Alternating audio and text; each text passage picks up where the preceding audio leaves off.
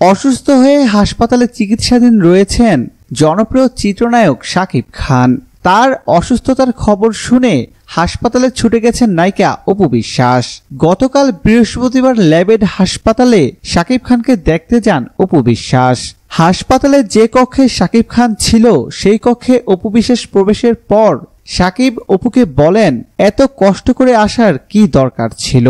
এরপর প্রায় 10 মিনিটের মতো শাকিব খানের পাশে বসেছিলেন অপু বিশ্বাস।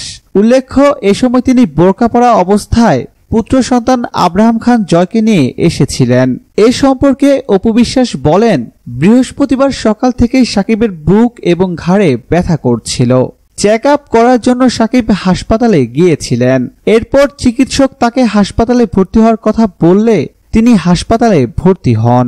জানা যায় বর্তমানে শাকিব খান হাসপাতালে ভালো আছেন এবং তিনি আশঙ্কামুক্ত। মূলত খাবারের অনিয়মের জন্য অ্যাসিডিটি প্রবলেম হয়েছিল তার। এখন তিনি বিশ্রামে আছেন। প্রিয় দর্শক, ধন্যবাদ ভিডিওটি দেখার জন্য। নিত্য নতুন এক্সক্লুসিভ সব খবর পেতে এখনই সাবস্ক্রাইব করুন HDO অ্যাপসে।